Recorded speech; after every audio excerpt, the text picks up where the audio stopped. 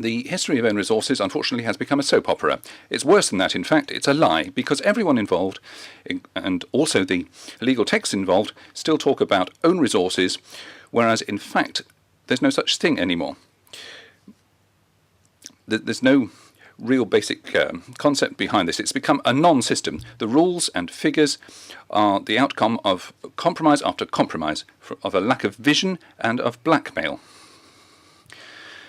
And yet the decisions on own resources have been ratified by all the member state parliaments. They are complicit in this, therefore. A lot of attempts were failed in the past, very short-lived attempts to modernize the system or to reform the system. Practically no real formal proposal on how to reform, how to implement own resources, genuine own resources has been introduced since 1988, and this is like a warning. This is going to be difficult exercise. That the present system is so complex that even those who contribute to its constitution now have to admit that maybe a radical cut is necessary. Go back to something, as Harry explained, that was there as an idea at the very beginning, namely to have a real quote-unquote own resource in the form of a VAT contribution, but not the way which is done right now, as he explained in great detail, but in the original context, which would simply be a European percentage. The political dimension, why Eurobonds are a necessity.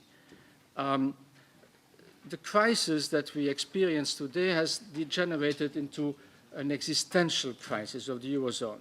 Right? Investors now ask themselves the question of whether the Eurozone, as we know it today, will continue to exist. Right? And this lack of trust in the future of the Eurozone is the source of endemic instability in which we are now, because it transforms each bit of bad news about one particular country into bad news for the system as a whole.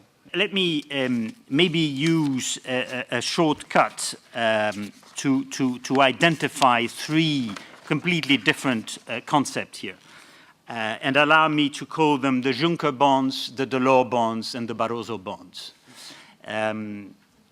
The Delors bonds, we remember, I think, tapping the markets as the community to finance trans-European networks, essentially.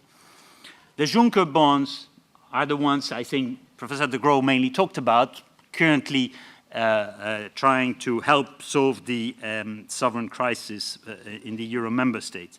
The Barroso bonds are actually a very different thing, because they are potentially bonds to be issued by the private sector. The reality is that the EFSM is now working, and that the EFSM has taken 5 billion euro on board, EFSM, at an interest rate of 2.5%, and has given that to Ireland at an interest rate of 5.5%. And that we have an own resources that we have created, because I can tell you that on this 5 billion, every year there is 150 million euro gain for the European budget. That is what we are doing.